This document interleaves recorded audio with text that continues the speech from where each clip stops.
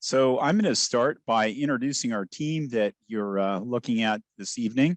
My name is Colin Cooper. I'm the planning director for the city of Hillsboro. I've had the honor and pleasure of working for the city for 14 years. With me is Dawn Odermont, our transportation systems director, who has worked for the city for 25 years.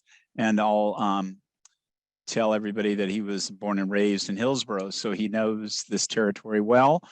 We are also joined this evening by Greg Snyder, who is our transportation planning supervisor and also served as project manager for a good deal of time to get this project off the ground, and certainly knows all the ins and outs of the project. And we're also this evening assisted by Dawn DeRay, who's worked for the city for 20 years. So you've got a lot of veterans here this evening. And Dawn is our office supervisor and is helping us navigate the virtual meeting format this evening. So we thank Dawn and everybody on staff for joining us. So that's our team. Our agenda this evening is going to be the following. We're going to provide everyone that's here. And so again, for those of you who aren't seeing, we have about 22 people outside the 4 staff members you're looking at. And we're going to provide an overview of South Hillsboro in general. We're going to provide an update for what's going on in development, and particularly and specifically transportation improvements that have been such a key element of developing South Hillsboro. We'll discuss the finance plan, of course. Then we will talk at the end of the meeting about the annexation and development application process, and that's another big element of this meeting this evening and where we're headed. And then we'll answer questions after that.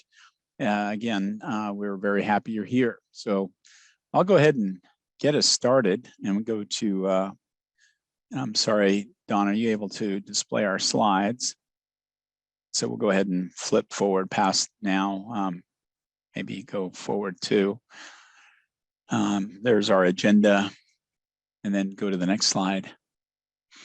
Well, I think most of the people on this call are pretty, let's go back. I think most of the people on this call are undoubtedly pretty familiar with where South Hillsboro is and where Hillsboro is, but we always start here looking at our boundaries for the community. The city of Hillsboro is currently has a certified population of just over 108,000 people, and we currently use a number of 81,000 people with a job in the city of Hillsboro in total. Of course, South Hillsboro is becoming an integral part of that. Next slide, please. And as we fly from 30,000 feet down to 10,000 feet, here's our boundary.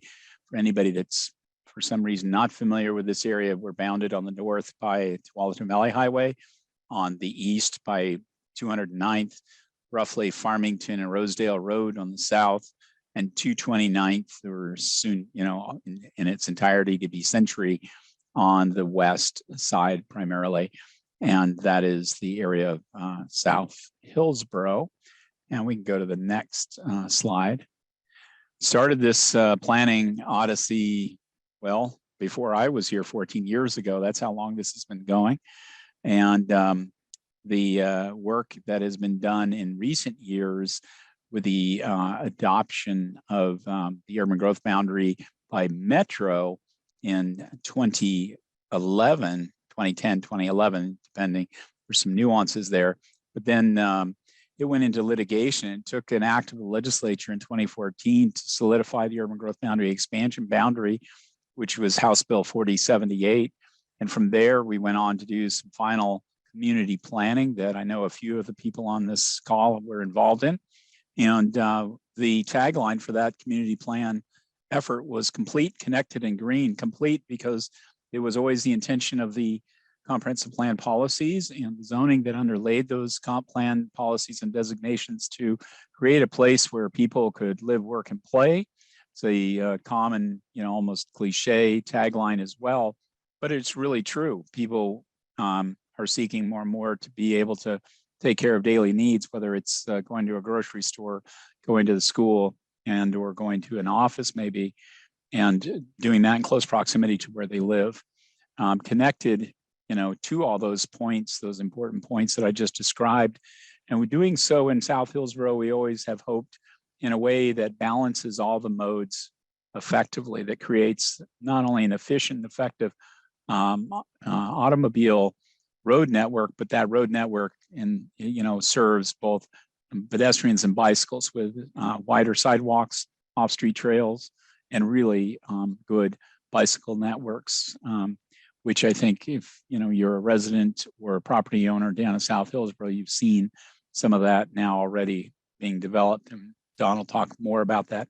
The other thing is green. We want to preserve the riparian corridors, some of the specimen trees that are in South Hillsboro. We wanted to make sure the development that's built in South Hillsboro is sustainable. Our developers from the Brookwood Development Company to Polish have embraced that, and a number of the residential homes are situated in a manner to either take advantage of passive solar or have actively been built in such a way as to be allowed for all sorts of other forms of solar voltaics, and are just meeting very high levels of building standards that are incredibly energy efficient. So we think we're doing a good job, in bringing that plan forward. Next slide, please, Don. So from Complete Connected Green, we had this map, which is a concept plan map that I think is familiar to many on the call, but for those of you not, again, as familiar with it, or just a quick refresher, it's 1,400 acres approximately constitutes South Hillsboro, which is a really significant area. And the plan that you see here, this plan map, is intended to yield approximately 8,000 dwelling units at build out. And it's really, as we've proceeded, we've routinely called it the largest master planned community in Oregon. And it is that. It's near 20,000 residents at build out. And as we'll discuss, that build out is happening at a pretty remarkable pace.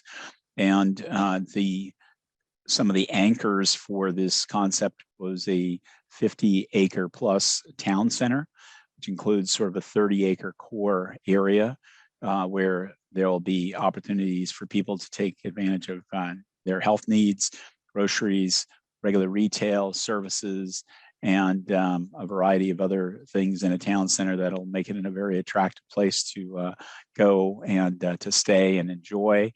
There's going to be a 20-acre village center down in the Butternut area further south along Cornelius Pass that will be a node of higher density development and also some retail commercial services, not as extensive as the town center, but certainly be able to provide people the opportunity to walk or bike or travel a short distance to join neighbors at a restaurant or something. And another core component of this is the fact that the trail and park network.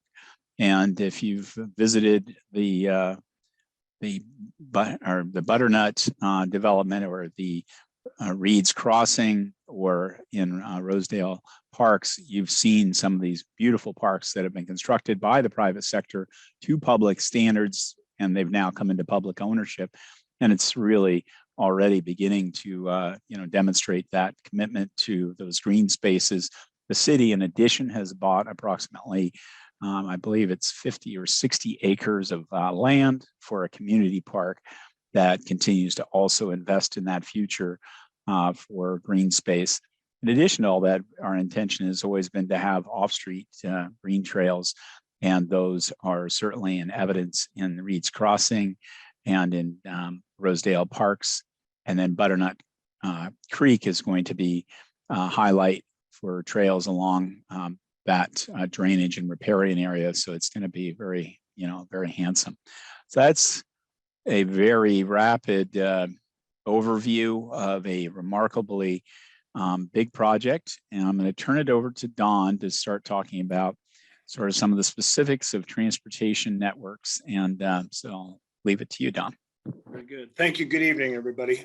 Again, my name is Don Odermatt, Director of Transportation Systems, and have been with the South Hillsboro project. Wow, I've been with the city 27 years. So I think I first started getting pulled into this probably in around the year 2000. And so it's been quite a lengthy odyssey. As we went through a lot of the great planning that Collins just provided an overview, one of the roles that we serve here in the public is to identify how do we service this growth area.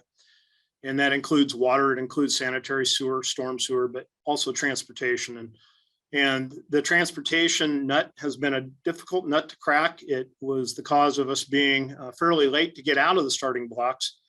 But that had to do with the fact that we had some major deficiencies that we had to deal with, particularly along TV Highway at some major intersections at Century, Cornelius Pass Road, 209th Avenue.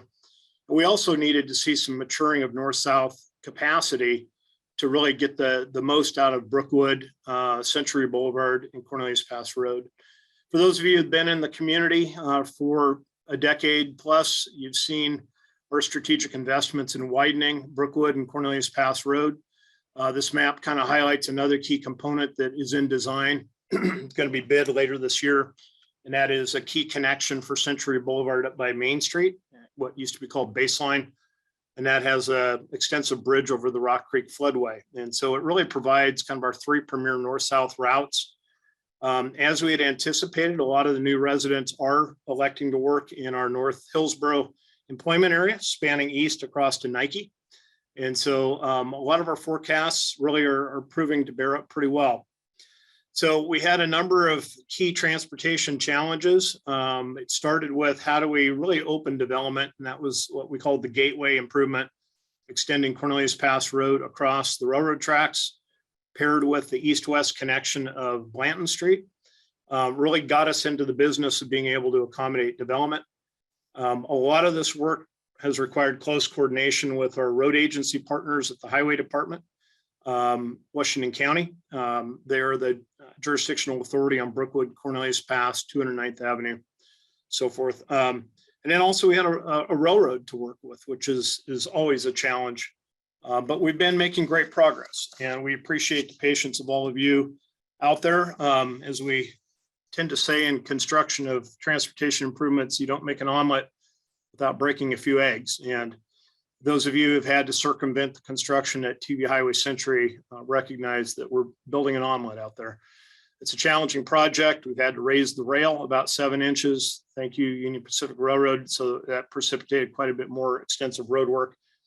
That project is moving forward, slated to be open to substantial completion, meaning travel lanes open late this season, probably final lift of paving in the spring.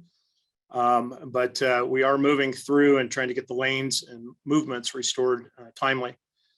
Many of you are aware that Cornelius Pass Road is also now under construction. That project originally was thought to be one of the first of these major gateways out of the box. It is an extremely challenging project where we've got 3 transmission lines, one of which being the Willamette Water Supply Pipeline. Very difficult to be able to stage out that kind of construction while keeping traffic open. And so, again, your patience is appreciated. We are trying to communicate closely with the county and the lead to the public on the ongoing challenges of transportation, keeping things open.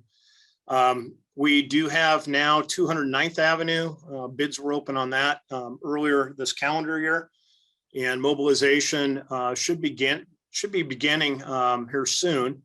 It will be staged where they'll be building improvements on the west side of 209th, so keeping travel lanes open. Ideally, we'd hope that we would have sequenced these. Unfortunately, just the timing of the work with the railroads, they did not sequence out as cleanly as we'd hoped, but they are well underway. As we put together the transportation financing strategy, as you can appreciate, we have these key bottlenecks to deal with, but a lot of the infrastructure is internal. Building new roads out of the fields, out of many of the properties that many of you own, that is done in close coordination with development. When we did our needs analysis, the price tag for transportation alone came to almost $300 million. And about a third of that has been established to be really infrastructure that benefits the broad community outside of South Hillsboro. And I'm pleased to announce that we've had great partnership with Washington County through their Major Streets Transportation Improvement Program. We are doing quite well. We've got already secured almost $70 million of improvements towards that end. So we are really in good shape with the partnership that we've had with the county. And again, MSTIP, for those of you who have been to our prior open houses, have probably heard me speak to, that's actually part of the property taxes that you and I, as county residents, pay in, roughly 72 cents a thousand on our property taxes or in our rent. And so we've been chipping away, making good progress. 198th Avenue, you see over here, that's been recently completed by the county, also through the MSTIP project.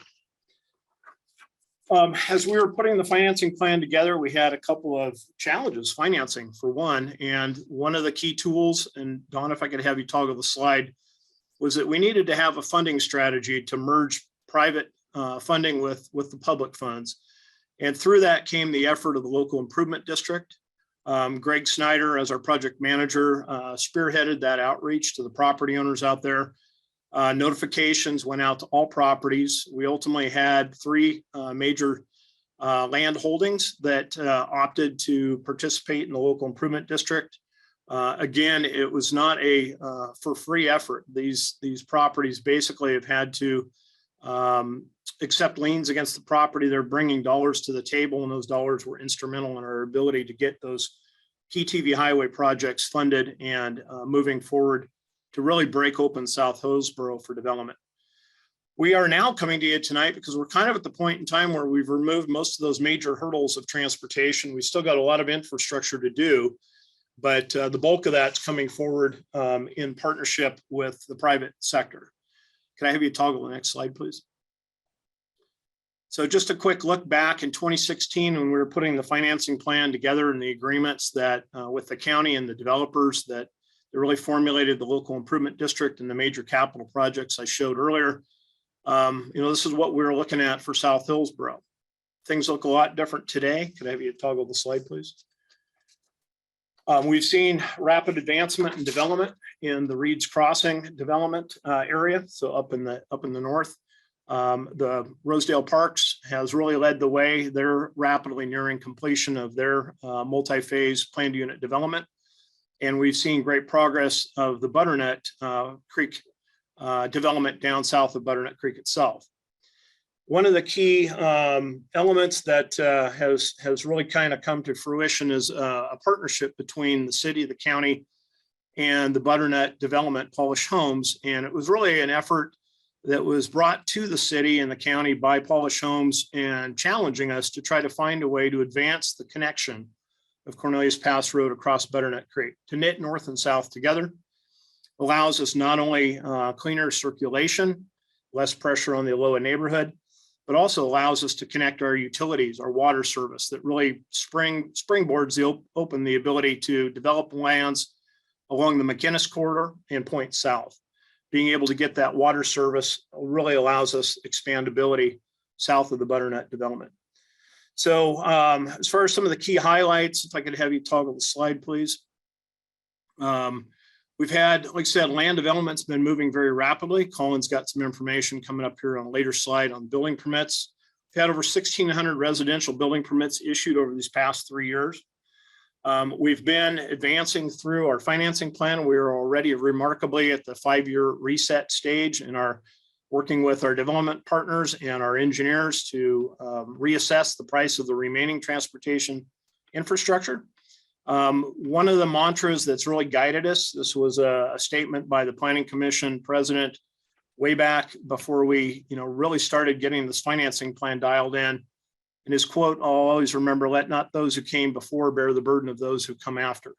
And it's really been a challenge of the financing plan to really create a self-funded system wherein the consumers, the buyers of the homes, working in partnership with this county funding tool, really are able to carry the financial burden of delivering the infrastructure. Again, complete and connected and green at the same time. So we've made a lot of great progress. I spoke to the completion, I think earlier, of the Century project, TV Highway. The Cornelius Pass Road project, off to a late start, is about a 2-year construction project. So that project will be still going for a while. 209th Avenue, likewise a 2-year construction project. should be wrapping up in, I think, early 2024, if my math is right. Next slide, please. So with the ability to deliver those key gateway improvements, we also now are able to start opening up opportunity for development in the properties that fall outside of the local improvement district. And that's really kind of the heart of our messaging here today. I'm going to be handing this back to Colin here shortly, but our message today is kind of the progress of where we've been, where we're at, and where we're headed. You can see on the map, this is the base of our financing plan, some 97 projects, again, that totaled about $300 million. You can see that we've got quite a bit of extensive infrastructure to build yet as we trend south in our development. And our pattern of practice is to do that in partnership with development. So we look forward to continuing that process. I think the recipe we created has worked well. The partnership seems to be solid, just as we've worked with our developers in the past. There's been, pleased to say, very few hiccups and tweaks, but there's been a few that were never perfect. But things have been moving pretty smoothly along. So with that, next slide, please. We are pleased to announce that we just solidified the agreement with the city, Polish Homes, Newland Communities, and the county. And going to the Board of County Commissioners here within the next few weeks is the agreement. What we call a development agreement for the public-private partnership that will extend Cornelius Pass Road south from Kinnaman, across a new bridge, a new 5-lane bridge over Butternut Creek, and knit north and south together. Pretty exciting opportunity. It's been a challenging agreement. It's complex, but really a great partnership between public and private. Together we deliver, I think, a lot more effectively for the community, saving money, saving time, and bringing things to bear. I will be handing the call in a moment, but one brief piece of information. We are multimodal. We had anticipated transit service to have already been delivered into South Hillsboro's town center by this point in time before COVID hit. Greg Snyder with us is our lead transit expert, and he's been at the table with TriMet and reports to me that it looks like we're on the short list for getting transit extension into South Hillsboro, hopefully in the next couple of years. So our goal is to have this bridge connected and the buses not stopping at the town center, but rather passing down to the village center and really affording folks the ability for a single seat ride from South Hillsboro up to North Hillsboro's employment base. And with that, I'm going to turn this over to Colin, and certainly happy to field any questions on transportation and finance as we wrap up the formal presentation. Thank you. Thanks, Don. And Don DeRay, if you could forward to the next slide. So if you're here at this meeting tonight, you either own property, or you own and live in South Hillsboro, or you live in South Hillsboro, or you've interested in South Hillsboro in this area too, which is demarcated in the map before you in blue. And as Don just described, one of the key components of the finance plan that Greg helped put together was the local improvement district in this area too, or the properties that chose at that time, as he described, not to join that LID, which were individual decisions that people made. And so really the heart of what we're here to talk about tonight is now the next step of development, now that those transportation improvements have been completed, that sort of gated a little bit the additional development that's occurring. And so I just wanted to highlight, these are the geographies we're talking to. We sent out 175 invitations to property owners. And tonight we have 28 participants outside of your staff here, just to give you a sense of our return. Pretty typical for us to see those kinds of returns, and hopefully we'll hear from others, and some people may not be available and they may be coming later in the meeting, but that's the geography. Let's go to the next one. As Don mentioned, really since we've opened up development, when we broke ground in 2016, the development has been very steady and very strong.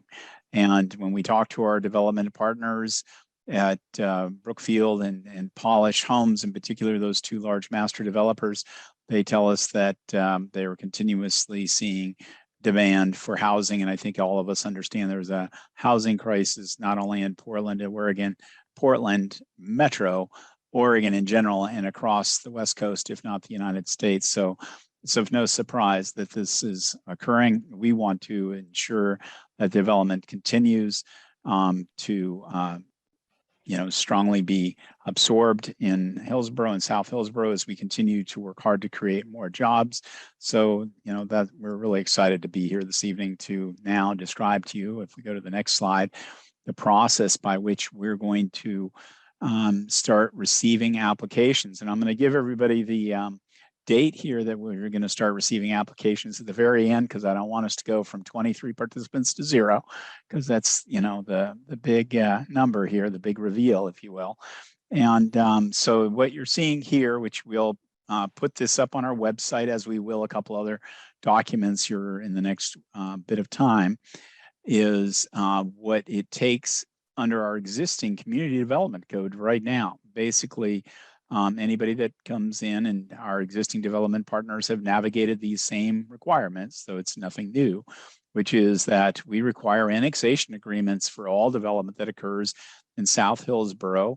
That can be waived under certain circumstances, but generally will require an annexation agreement. So that a term that we've used routinely from the very beginning is that both the developer and property owners come in eyes wide open, understanding the requirements of contributing to the infrastructure that Don described previously. And so we do that in a couple different ways, but primarily it's been a lot about transportation infrastructure, as Don was describing. That was the biggest component of our infrastructure financing plan, continues to be the largest component. We are going to expand the requirement just prior to coming in for transportation scoping memos. That's at the beginning of this, schedule that you're looking out in front of you, which is about a 19-month schedule. And that's going to be basically what we will refer to as a pre-screen. And there's a component in the annexation agreement requirements in the community development code that we use to guide development that requires a demonstration of public utilities. We're going to ask and require all applicants to simply provide a service provider letter to us that demonstrates that water and sewer and all the, so it'd be water, sanitary sewer, and storm sewer, and basically a street plan is available to move forward. Before people go out and spend a lot of money on a scoping memo, we'll want to make sure that that's all part of it so that there isn't a surprise. So there may be properties, as we can explain, and undoubtedly we'll field some questions, that may be not proximate in a very immediate time frame to some of these things like water or sewer. And we can definitely get into more detail on that as questions arise. And so we want to avoid people having false expectations of the ability of the city to approve an annexation agreement and not have you go out and spend a significant amount of money potentially developing those documents. So that is, in the essence, and it's a bit complicated, and we'll be happy to talk through it, but it means, you or your consultant or real estate developer would take a form and they would approach the city, because the city is the reviewing authority for all of those utility services, which is a great thing. And working in Hillsboro, we are a full service city, whereas there are examples if you worked in another city where you'd be going to multiple agencies to get water or sewer approvals. And so you just come to the City of Hillsboro Civic Center, where you'll be able to do this digitally, of course. And you're going to do this certification of service availability for this geography that your property is located in. And then you'll be working with various staff members to begin a process that goes down this schedule. And I'm not going to walk through it all because we could spend a couple hours just on this one schedule. I can assure you that if you're a property owner and live in Area 2 of South Hillsboro, that the development professionals that have been working in South Hillsboro are very familiar with this process. And as evidenced by the slides that Don was getting to share, you can see there's lots of things that have landed on the ground. So this is nothing new. It's all very achievable. It's just a process that we go through. And with that, I also want to go to the last slide we have in our presentation, just to describe to all of you that are in this part of South Hillsboro. You just want to take the opportunity while we're here together tonight to describe some of the other property that's near you and just sort of give you a general update on some of the other things happening in the greater South Hillsboro area. And the area that you own property in is in the sort of yellow, or we'll call it yellow. The area in red in this map is what we call Witch Hazel Village South. That area was approved for an urban growth boundary expansion in 2018 and is currently scheduled for a comp plan designation for June, July of this year, probably July. And then that area would start to go through some of the other processes that South Hillsboro is going to go through. That area will have to go through all the same, types of processes regarding annexation agreements and certificate of service availability, et cetera. So that's happening. So, we'd anticipate development in the next few, 2 years, let's say. The area in green and light blue, that combines, even though the label just says the Rosa Reserve is just the light blue, but it's really the light blue and the green combined. The green is the reserve golf course, but all of that is inside what we call an urban reserve. It's not inside the urban growth boundary, so it's not immediately available for urbanization or development. But those are lands that the city has available to ask Metro or regional government to expand the urban growth boundary into in the future as we continue to evaluate our need for additional land to meet the need for housing as our population grows. We do see a projected population growth to about 155,000 to 160,000 people over the next 20, 25 years. So we definitely will see more people moving to this area, and that's rate of population I think is slowing a little bit with regard to Oregon as a whole and Portland Metro, but Hillsboro has continued to grow above 1%. It's typically been about a 1.4% growth rate. We've slowed a little bit due to the fact that we have internal regional migration that's occurring right now. Seeing a lot of businesses move into Hillsboro, both within the region and still from outside the region. And we see a lot more formation of households that are coming here to Hillsboro. So those are the projections that we have for the need for additional land. And I think we'll go to the next slide. And we're available for questions and answers. And so those of you who didn't have an opportunity to see the nice slide that Don DeRay had put up at the beginning of the meeting, which basically said, if you'll raise your hand, we'll call on you. And we're going to just, we just have one person at a time. We're only going to bring you up by voice, but not by picture. So I see Patricia Newton's hand up. So, and Don, I'm going to let you sort of run this. I don't really mean to get there. Yeah, this is great. Thank you, Colin. I just wanted to remind folks that if you are calling in by telephone, you may use the *9 on your keypad to utilize the raise hand function with this Zoom tool. And so we now, like Colin said, have Patricia Newton, and so I'm unmuting you. Thank you. Hi. Good evening. Good evening. So when with the expansion of Cornelius Pass down over Butternut Creek, when is that actually going to happen, and how far down is it going to come? We live off Murphy Lane.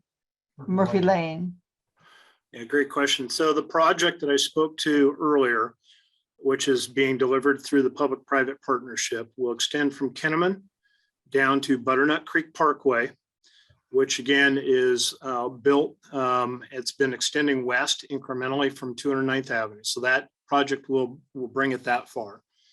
From that point south, the continued extension of Cornelius Pass Road as well as the local street network, is being delivered by the Butternut Creek Development. And the indications that we've seen from those folks is that there's probably a pretty strong likelihood that by around 2024, late, maybe dipping into 2025, the road infrastructure and the utilities should be down to the south line of the Butternut Creek development area. Wow. And so it is market driven, as are all things. It's based upon demand. They're not building streets if there's not homes to sell. But it is part of what has led us here tonight is not only the key bottlenecks up at the highway, but also the pace of development and the extension of utilities coming down towards the Murphy properties, really affording that connectivity that's essential for a lot of these utilities. I have another question then. Where does Cornelius Pass go over Murphy Lane? On which side of the, I've been confused about where it is in relationship to the power lines. To the pipe. To the pipe. Yeah, so Greg, you can jump in here and join me as well. So Sure. Greg, one of the early products that Greg led for us in partnership with the county, and Greg literally went out and met with all property owners out there. I think he got to everybody. Was an effort to establish the alignment of Cornelius Pass Road. And so that effort was ultimately approved by the county, who will be the operating agency for Cornelius Pass Road, and adopted into the city's ordinances that effectively gave us the legal foundation to be requiring its improvement, in pieces by the developers. It continues to reside west of the Bonneville Power Administration alignment. And Greg, correct me if I believe I have this right, but the water transmission line, the WWSP, continues to reside under the northbound lanes of the future Cornelius Pass Road. Am I correct in that recollection? You are 100%. Absolutely. It is in the northbound lane, so it's within the public right-of-way that's expected for Cornelius Pass Road. Okay, so some of the south part then will be going through properties that have houses on them now for the southbound lanes. Yeah, and so let me speak to that. We do not have a strategy of going out and condemning property. We're really looking at transportation to unfold really in partnership with development of property. Some of you know my history. My wife and I lived on River Road. Our property, like yours, came into the urban growth boundary. Nobody had a gun to our head to sell. We sold when the time was right for us, as was the case with our neighbors. And so that's kind of the same situation. We are trying to, set the table, provide opportunity, but it is ultimately the individual property owner's decision as to, if you choose to develop and when.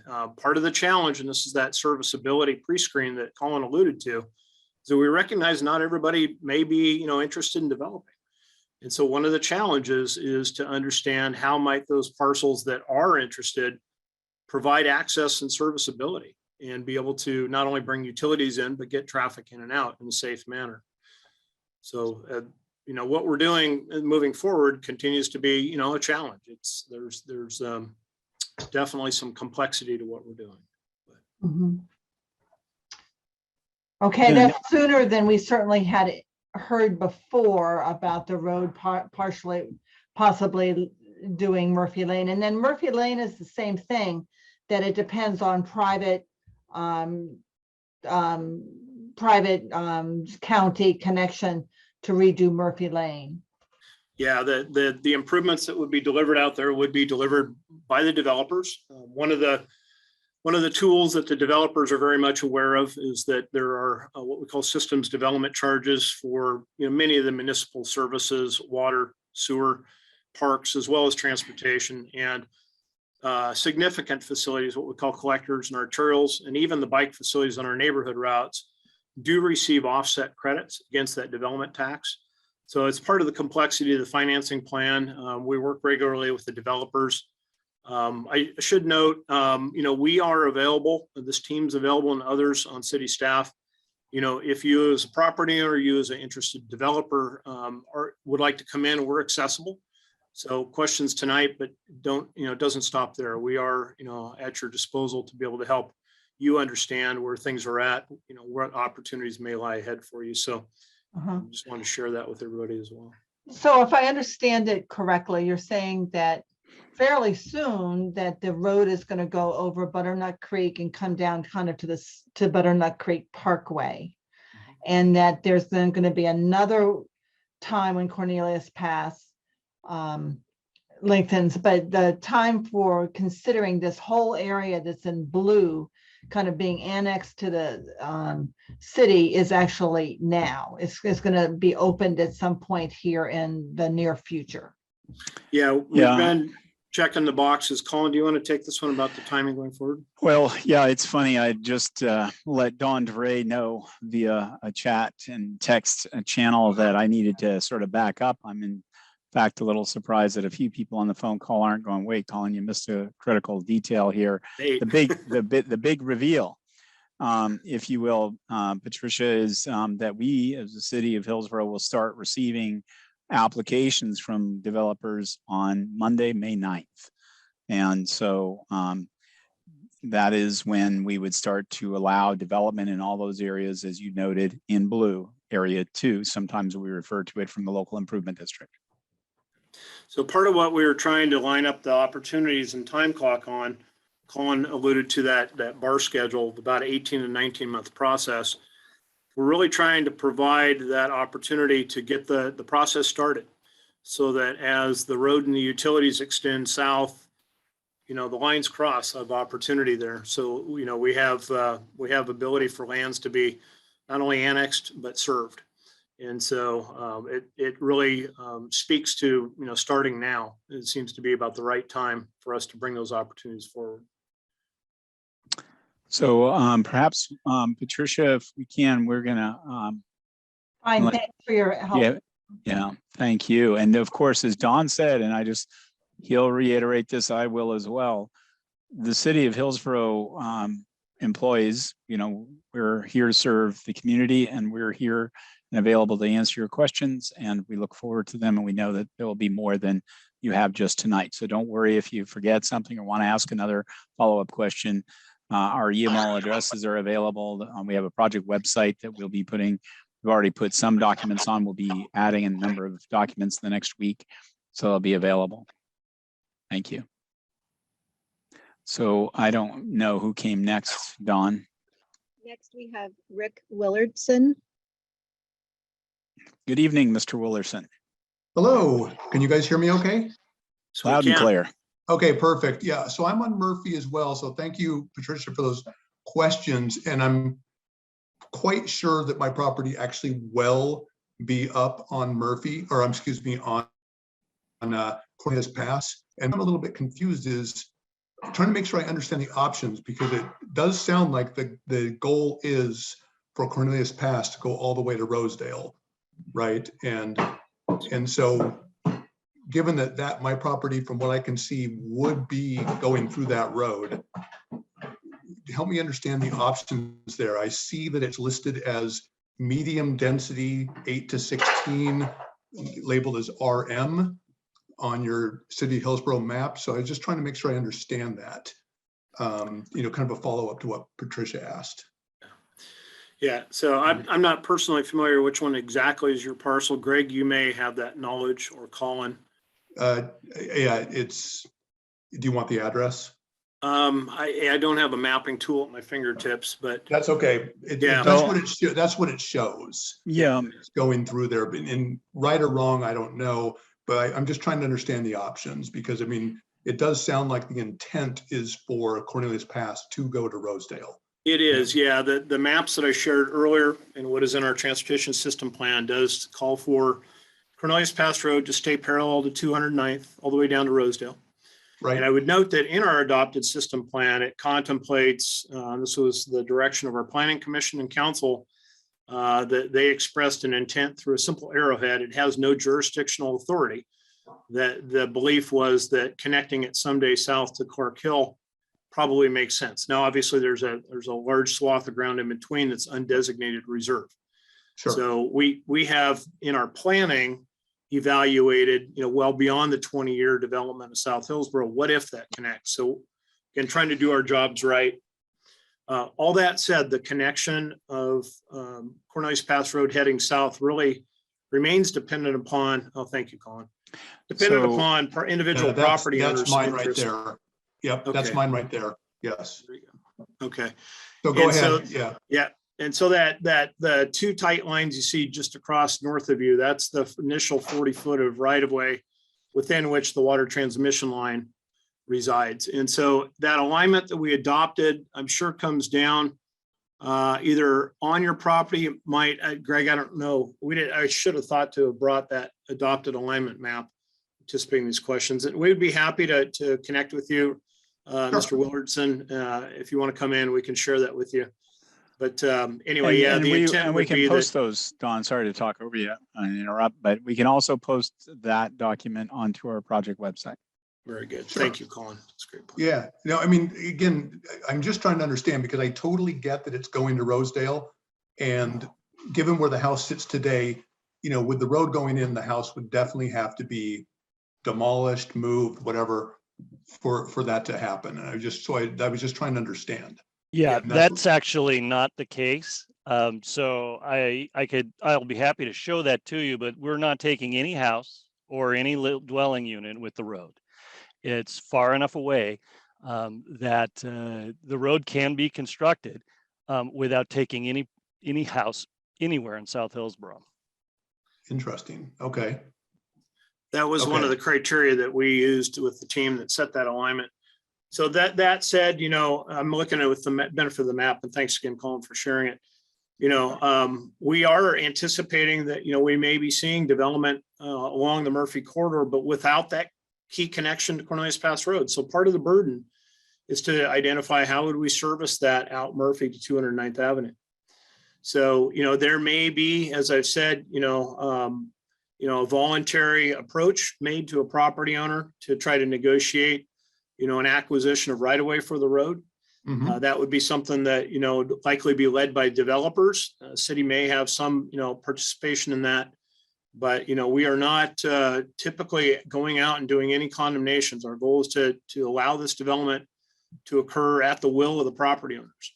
Gotcha. And that's been our past history, whether it's here or North Hillsboro, kind of the same way. So, Okay. And am I reading it correctly when I look at your master map that the Murphy area is designated RM or medium density 8 to 16 units per net acre? Am I That is reading correct. That That is is correct. Okay. Just wanted to make sure I understood that correctly. Gotcha. And what do you guys have again, I was only asking to understand options. Do you have a rough timeline? Would it be Monday, May 9th that they, once people start putting in permits, they could literally start constructing Cornelius Pass down to Rosedale? And, once we go through that 19-month window, we could start development? yeah, Colin, do you want to kind of tie that schedule together just in terms of, the sequence and what it means in terms of time frame for, road improvements and homes going vertical?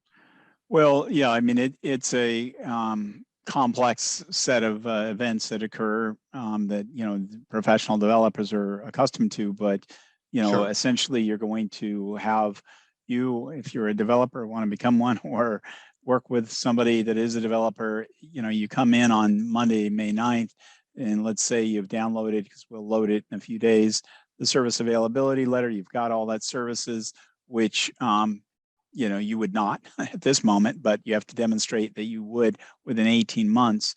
And presuming those are all true, you do a traffic impact analysis, and you're going to step through all that. You're going to have to go, we sign the annexation agreement. You're going to then do what's a land division of some form. And then you're going to have that in what we call entitlement routinely. You're then going to submit that to the utility reviewers that are going to look at your utility plans, and then your developer will start to build it. So it's, it's this huge, long set of things. It's not, again, it's very customary of all local cities.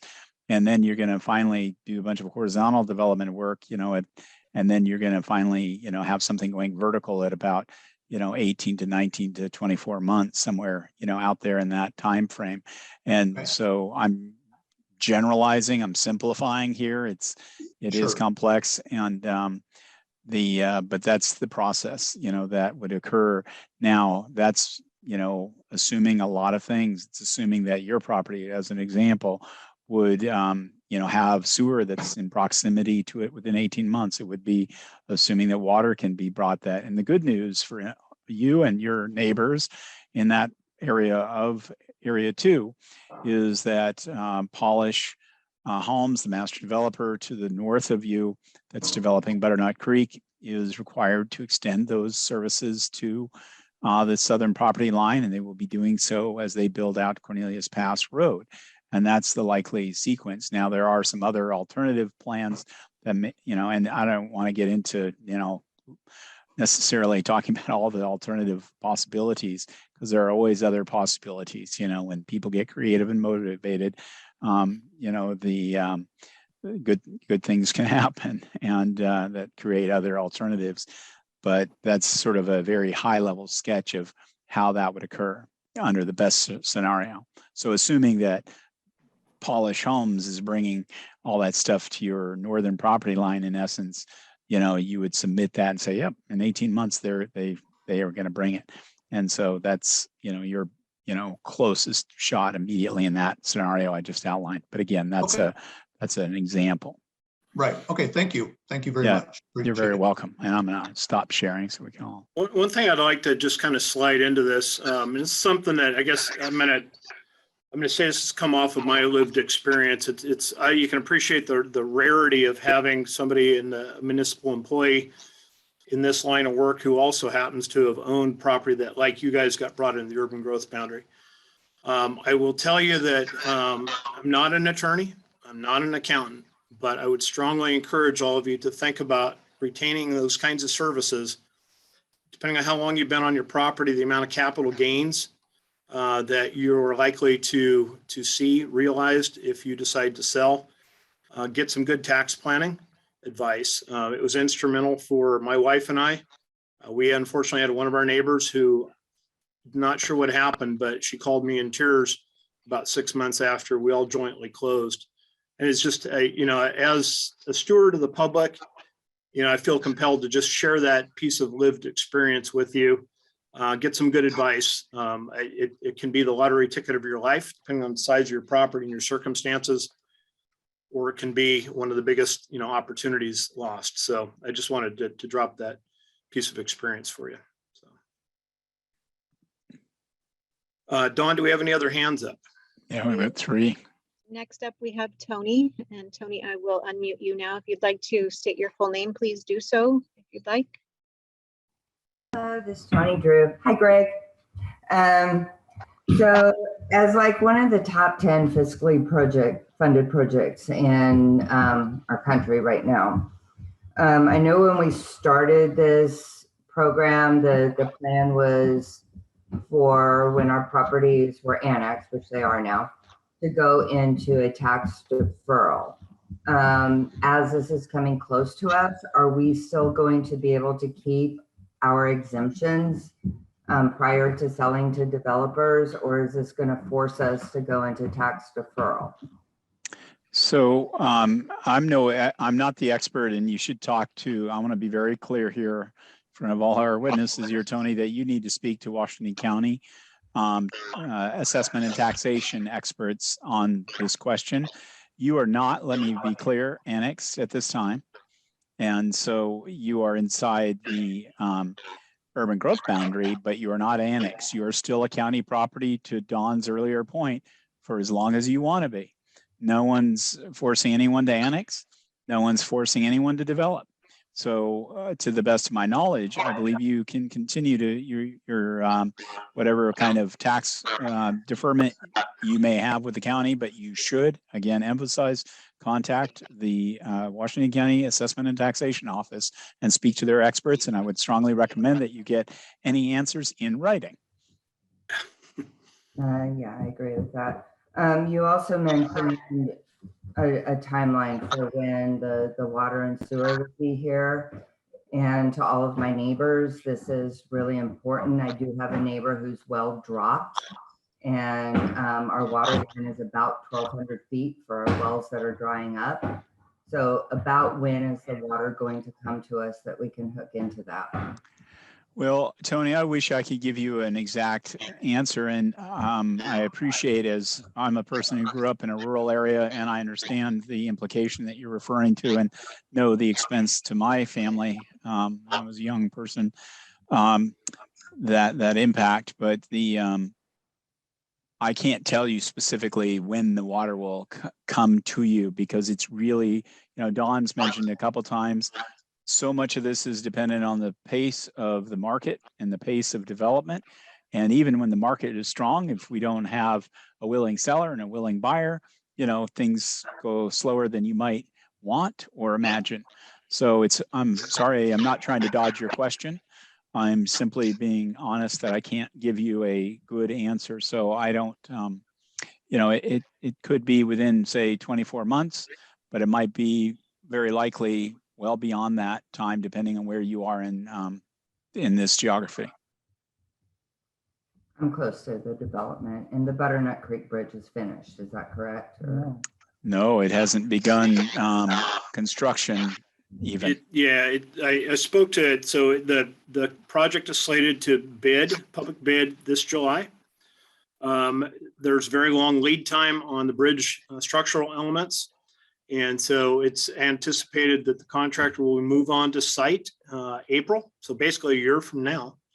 And the construction itself will take a little over a year to wrap up. So, but again, to Colin's point, access to utilities, I apologize, Tony, I don't know where your property sits, but, utilities require connectivity. And so I'm not sure where your parcel is and what's between, the utilities that are heading south and where you sit, and what properties may be in between that may not be interested in developing. But that's, again, part of the challenge and the puzzle of why the pre-screen process has been put into place, is for us to understand those challenges as well.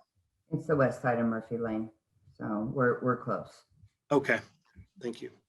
So do you have another question, or can I ask one? Go. So I'm Tony's relative, Mike. Nice to meet y'all. Can you help me understand what the annexation process is, and what does that mean to the property owner? I mean, would that mean that we have to start paying higher taxes now in the bet that at some point somebody's going to want to buy our property? Mike, so the annexation property is a significant decision, because you are changing where your property is located legally from the county to the city. And the Washington County assessor is going to start to look at the property a little bit differently, potentially. Now, I think you can keep your deferral, but again, you should go talk to Washington County Assessment and Taxation. And again, not trying to dodge that question. It's the right question. It's a good question. I'm just not the right person to answer it here tonight. And even if I had somebody from Washington County Assessment and Taxation, they'd probably have to look at your property records and look at your situation. And so until you get a zoning, and then more in particular, when you get, entitlements, that's when things would change pretty dramatically. But even annexing in and getting a zoning designation starts to change the value of the property in the eyes of the Assessment and Taxation Office, because now you've increased, you simply, those things do increase the value of your property. And so, you would, they're going to take another look at it once you have chosen, again, your choice to annex into the city. If I may offer just Colin, just to clarify for you and my neighbors, deferral isn't what I'm worried about. They'll defer us as long as we want. It's the exemption, because I do earn part of my living off of my farm, and the exemption keeps our taxes reasonable. Yeah, so I would check with Washington County, because these are topics as an urban planner I've never had to become, an expert on. So Thanks, Colin. Yeah, and if I could offer, again, my old place, we did not have farm deferral on it, so I couldn't speak to that experience. I will tell you that, I, as a civil engineer, I took a look at, my 7.5 acres, could I develop myself? Concluded that I didn't have enough critical mass to be able to afford the utility extension, started working with developers. The fact that you asked that question about when do the property taxes go up, you're asking the right questions. When I ultimately negotiated my agreement with the developer, I put a clause into that when my taxes went up above the normal tax rate, because right now you've got, like, you should have a real market value and an assessed value. When my taxes went up due to the process that we're talking about here tonight, I made that financial obligation the obligation of the developer, even if we hadn't closed yet. So it's great that you asked the question. You're thinking about the right questions, but be aware that if you end up working with a developer, that's your forum to seek protection from that. Thank you for that. Thank you. All right, so our next person. Up, we have Scott Swenson. Good evening, Mr. Swenson.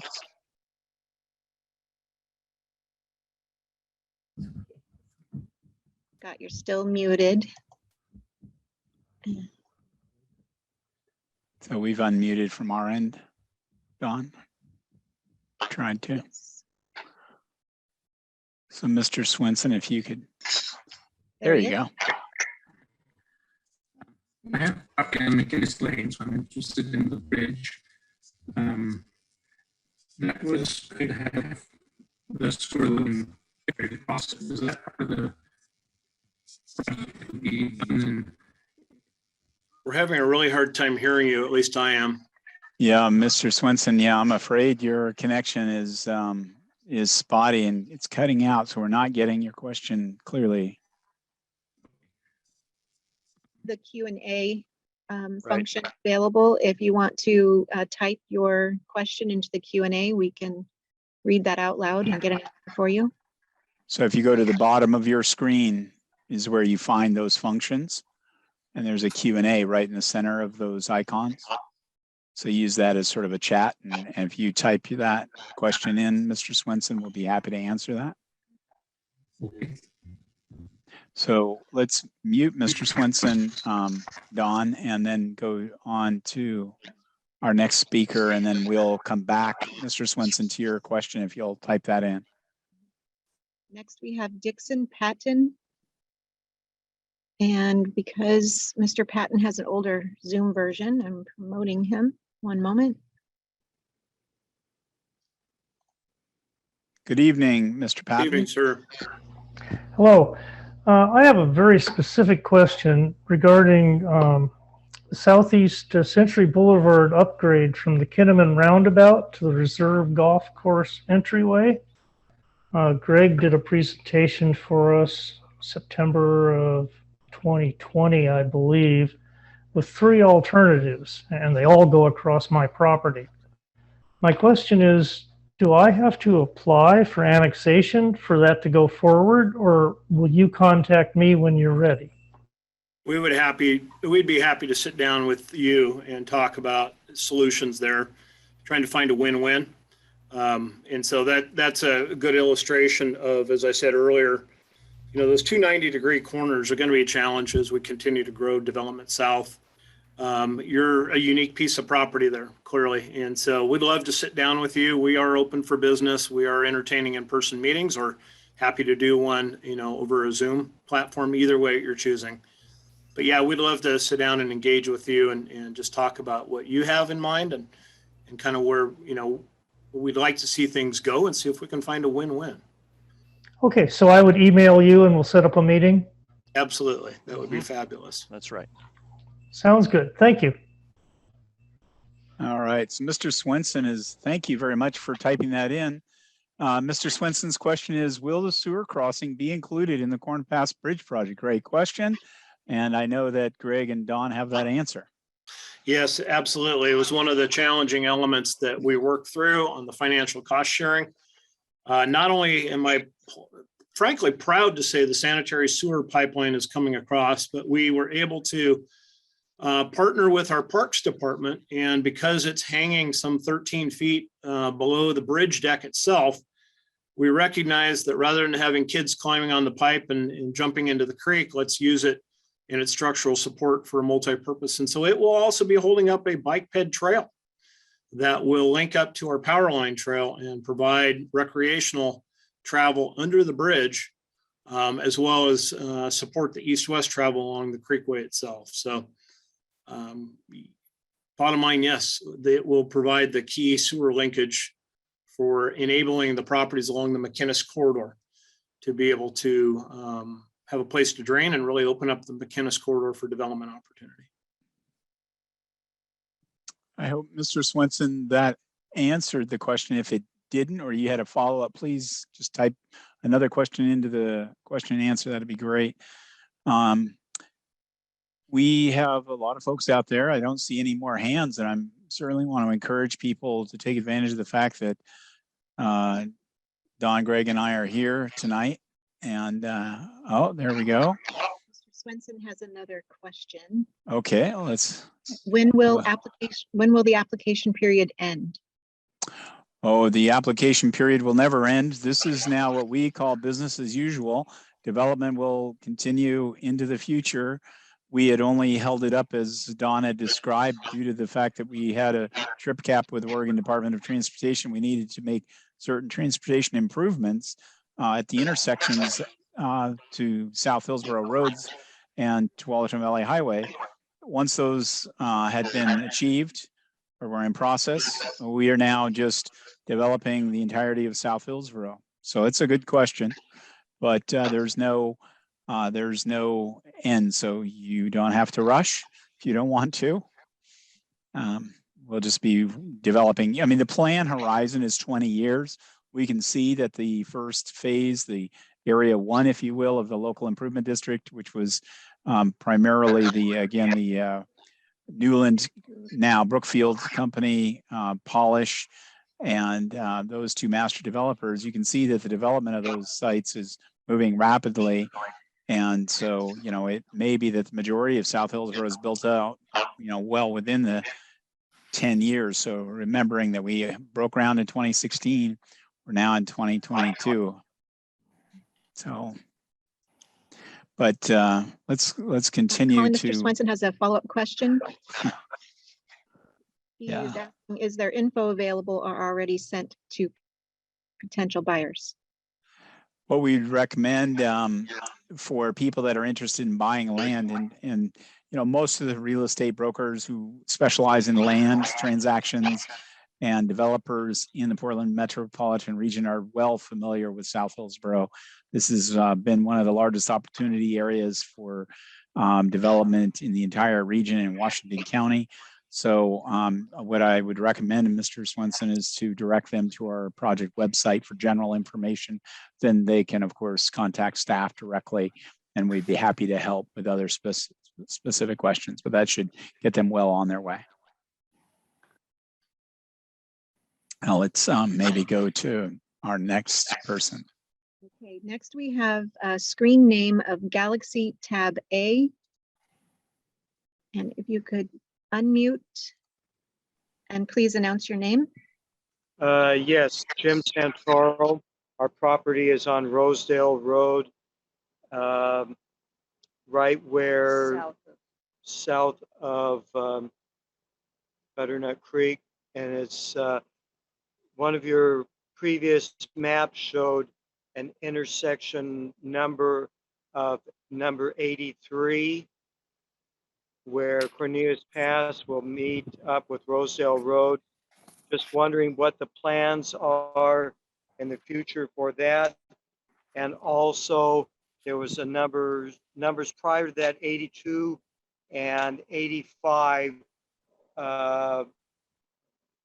What is going to happen to Rosedale Road at the south end of South Hillsboro, and when the time frame we're speaking of? Yeah, you bet. Let me go ahead Don, and take this and Don, one. I brought that map back up. Oh, thank you. Perfect. I was taking for mine and squinting at my numbers. So thank you. Great question. I know that you or some other members of your family have been engaged in the county's process where they're considering a potential transportation system plan amendment to someday contemplate extension of Cornelius Pass Road south to Clark Hill Road. And so I know that's a process the county's leading. It's still in the works.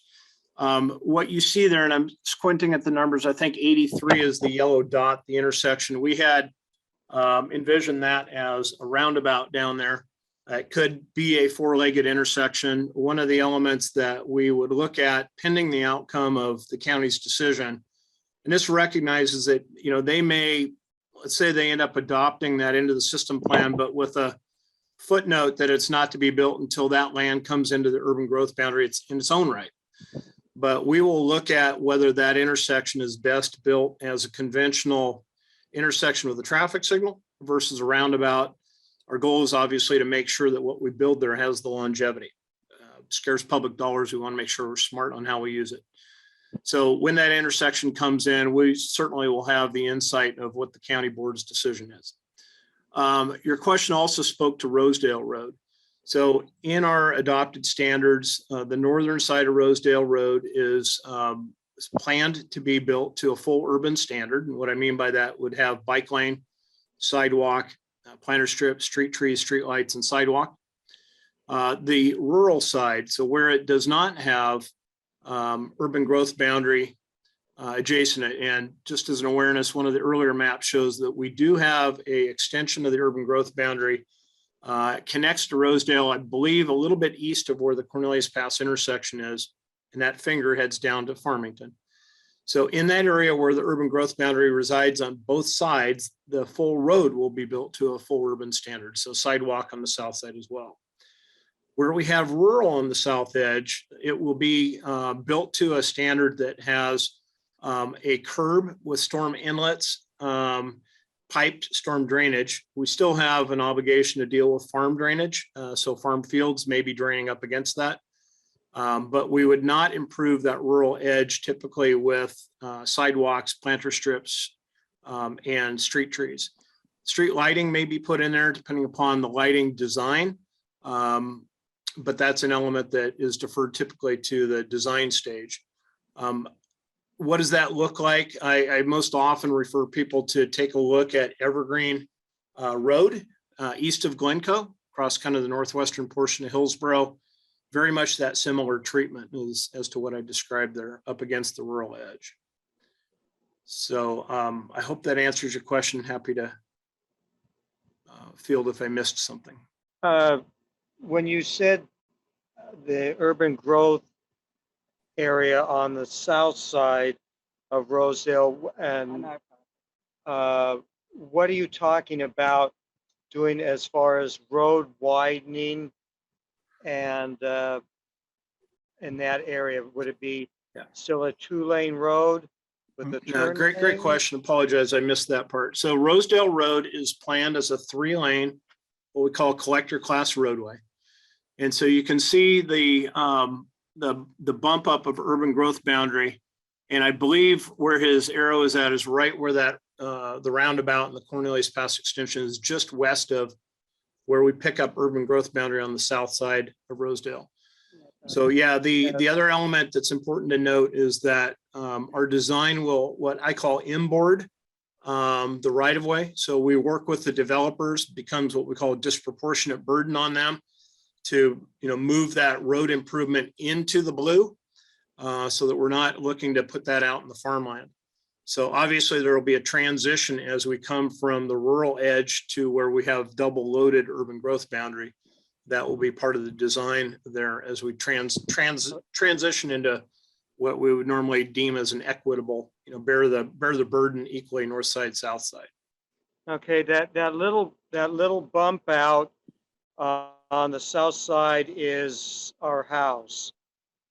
And it's basically about 100 feet from where the pipeline goes through and where the roundabout would be. Now, you had addressed one of the people up in the north side about that you wouldn't be doing condemnation of house. What about in this case?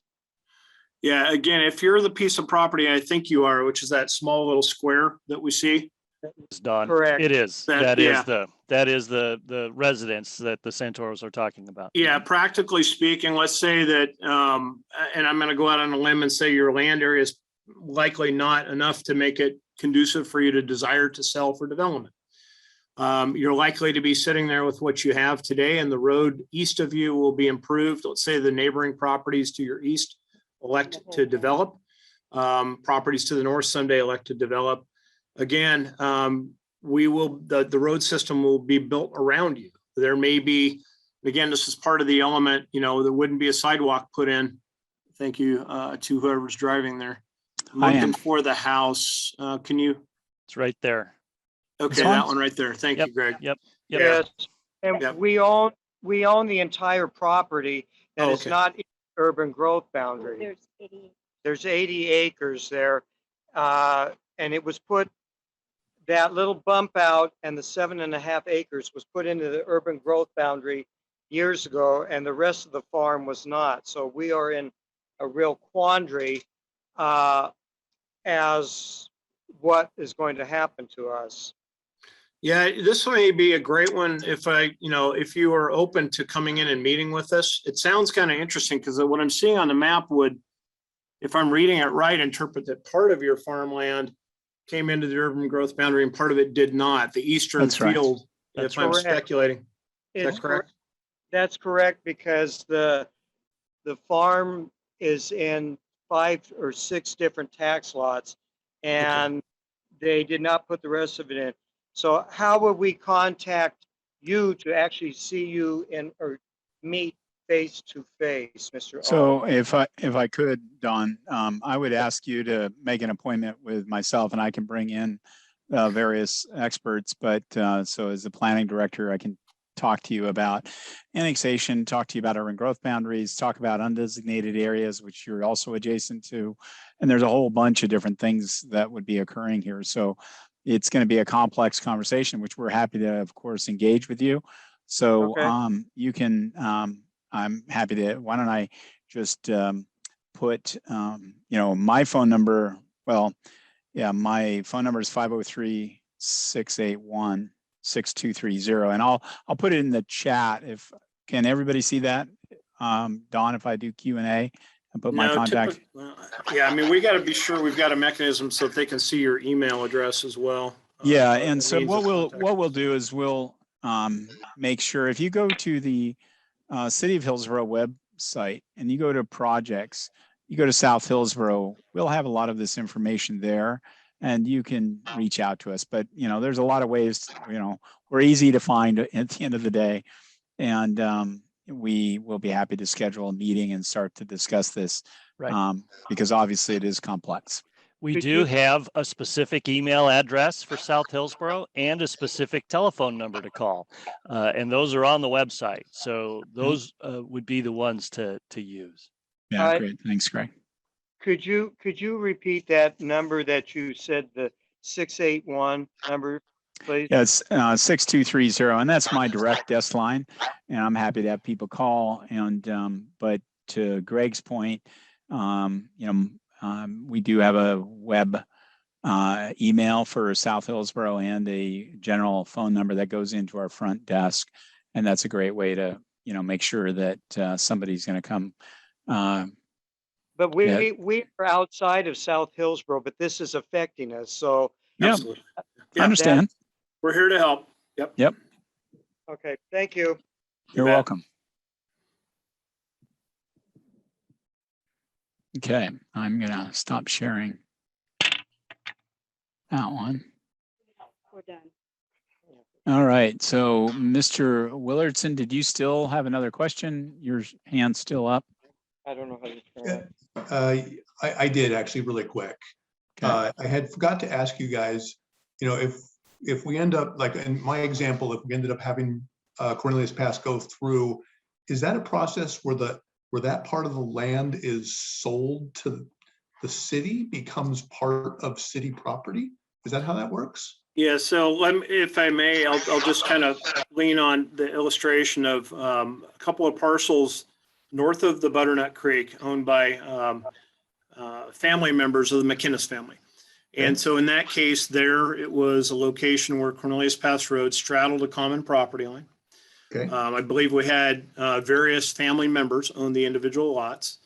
We worked closely with the developer, Polish Homes, the Butternut development, And one of the obligations in this bridge development agreement was that Polish Homes was required to acquire the necessary right-of-way, construction easements, mitigation easements. We have stormwater, so forth.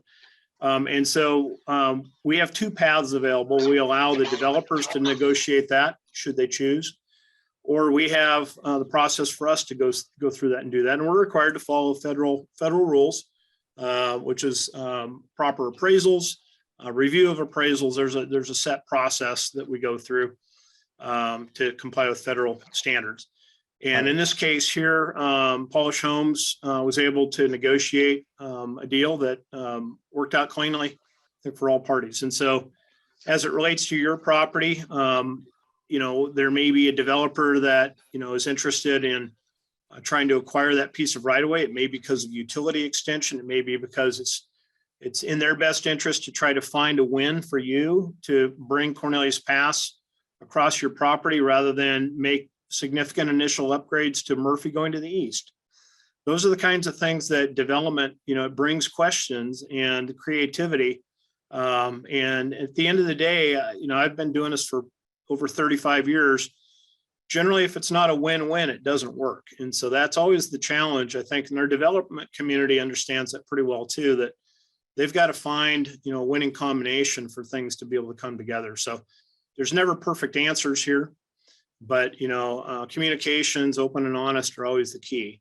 So Okay. that's kind of where we're at. And again, we're here as a resource to you.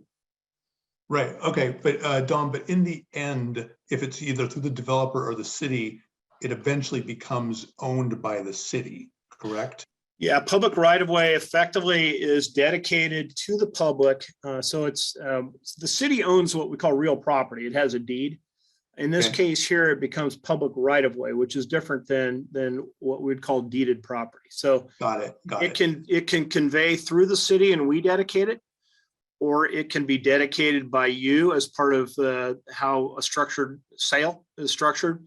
It can go from you to a developer and then a developer dedicates. So there's multiple processes or processes that can be used to affect that same objective. Okay. All right. Thank you. You bet.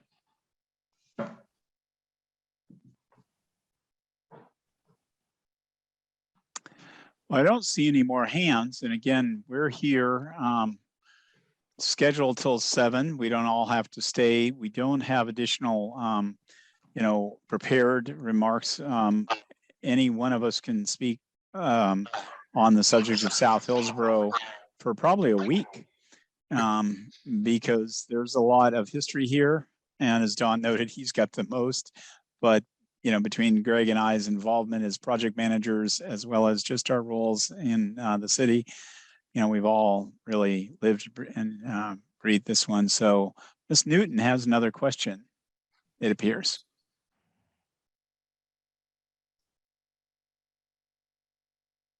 Yes, hi. So, as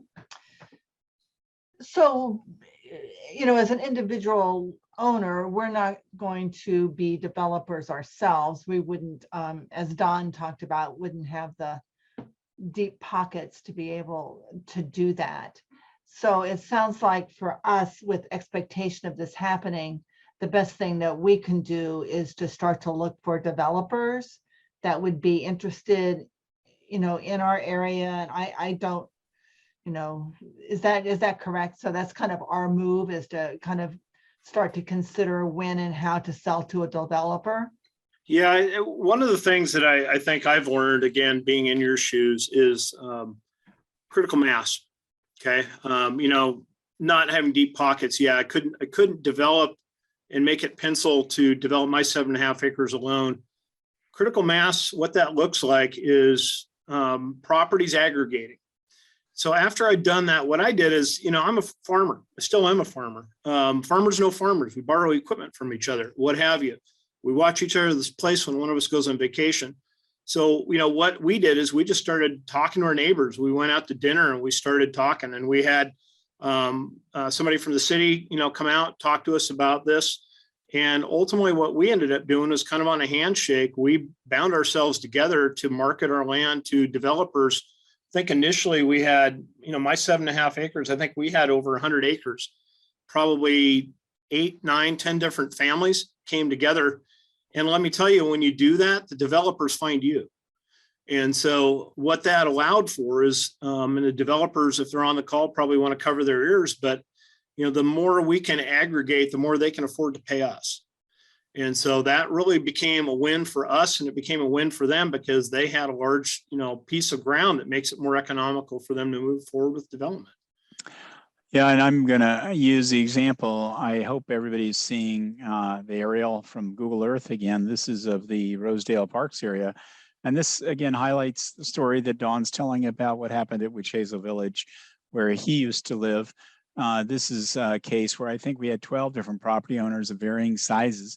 We had some pretty, we had a couple of property owners that had big pieces of ground that probably, alone could have developed, but the harmonious development and really added value for everybody was when these property owners all worked together and in a public and private way. And I say not public, but developer and private property owner, arrangement, they came to an agreement where they share costs on right of way, they share costs on infrastructure. So, maybe not everybody gets every penny that they might have otherwise if they sold individually, but then the whole thing works a lot more smoothly, it moves more quickly to actual development where everybody sees a payday versus, piecemeal development. So Yeah, this is let me riff on that a bit. So first of all, the Oakhurst subdivision on River Road, where the oak tree is, the neighborhood park, that was my front yard. So, but the example that Colin just brought up really illustrated that. We had, back in the pre-COVID days, we had about 13 families in our large conference room. And they were all, pointing at each other. I don't want Century on my property. I don't want the neighborhood park on my property. And there was a lot of push-pull back and forth. And ultimately what came of that was I shared our story, and basically share the benefit, share the burden was the mantra that my neighbors and I came up with. And ultimately it didn't matter where that Century Boulevard, in our case, it was Davis, where it landed. It didn't matter where the park was at, because by aggregating, the developer was able to spread those costs over all the acreage. We all came out, frankly, pretty darn good winners. Not perfect, maybe in a perfect world, they didn't have any park and they didn't have any road. But we were able to move this forward. We all ended up, like I said, thankfully got good financial advice. We ultimately, what happened in the situation that became Rosedale Parks was that neighborhood group. In that meeting, I offered to share with them a copy of the development agreement that I wrote with, it was Syntex Homes that I worked with. I, redacted the dollar amounts and such, but I shared that. I had no qualms and I'd be willing to do it again. And it really, from that point, we heard not too long after that suddenly the property owners and Polish came to terms. They ended up doing what we had done. There was a unified dollar per square foot on the sale price. And again, out of that, it did not matter then where the road landed. It did not matter where the community park landed. So again, that's just one example. But again, I think, Patricia, to your comment, what can you do? Your neighbors. If you're interested in selling, and we had property owners that, held out until just recently. The bottom right of this image, we had a farmer down there that had beef cattle, and he held out. He was the very last one. But, his point was, I want to die on my property. And he and his family allowed him to do that. And so it's to each his own. It was kind of, if opportunity is there, how do I maximize it as a property owner with my neighbors? So, and I'm happy to carry up this conversation with others. If you want to come in, I have a question. Does it matter if some of the people in this area are in the LID and some are not? The properties that are in the LID are all, to my knowledge, all advancing in their planned unit development. So They already have full development entitlement rights and are moving forward towards full build out. So as far as the, properties that are not in those LIDs, really tonight is about your opportunity to start thinking about, what you choose your future to be. Right. So the LIDs are kind of on their own path. They're going. Yes. Mhm. Yeah. Colin, So- can you pull the image back over to Rosedale Parks? I wanted to point something out. it's not necessary to sell. And I'll show you, we talked about the Rosedale Park. So put your hand, if you can, on the Latterroot property. That property right there, despite Dennis Polish's great effort to buy it, Mr. Latterroot and his family decided, no, they're not interested in selling and developing their land. And you can see a little stub street. If you just take a look, it comes off of Century. Right there is the sub street, but the one right up to the north, there you go, right there. You see, so we're able to put development, essentially prepping it for the future. If at some time the Latterroots ever decided to sell, and according to Mr. Latterroot himself, never is the answer. He's got some options. He doesn't have to. There's another place I'd like to show you as well. If you could zoom out just for a second, Colin, and point at the Tate house. That's on 229th. Mr. and Mrs. Tate. Oh. Right there. There are 3 properties right there. It's mostly Mr. Tate, and then we have 2 other landowners. Mr. Patton is just to the south of there. They also decided not to sell, not to develop, or to join the LID. And so their properties remain as is. And in fact, we're accommodating them in many different ways.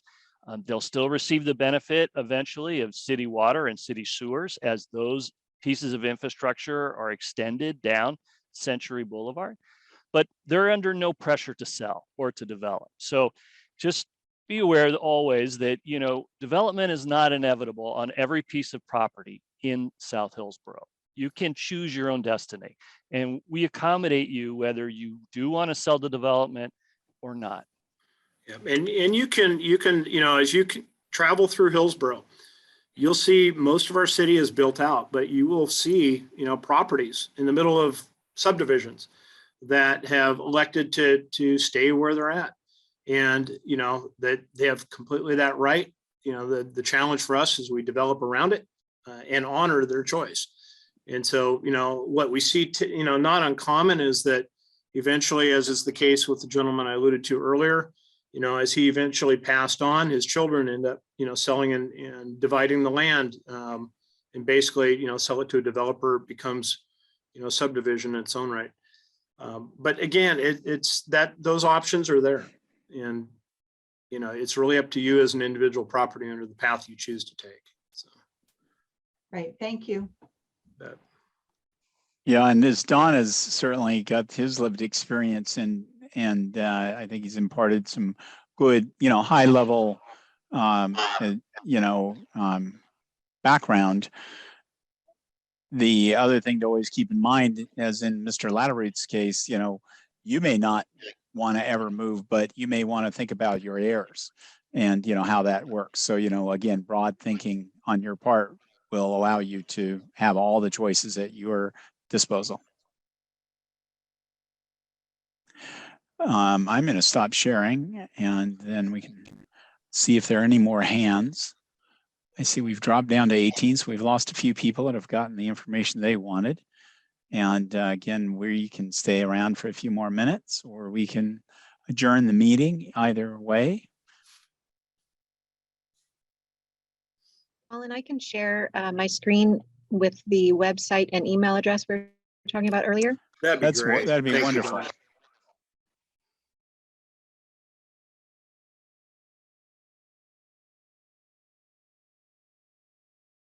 There we go.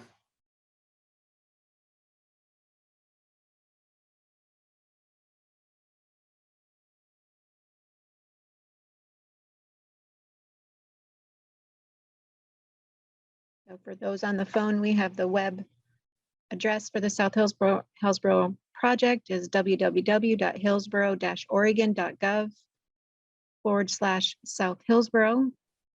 With no space between South and Hillsboro. Thank you. The email is south@hillsboro-oregon.gov. Colin Cooper, the planning director, his phone number is 503-681 6230. Don breaks, yours is freezing up periodically, so we got you covered. Thank you. You bet. Happy to field any other questions. Like I said, we're here to serve. So let us know if we can be of assistance. Just feel free to reach out. Yeah, it's been our pleasure to be here this evening, and we'll look forward to hearing from property owners in time.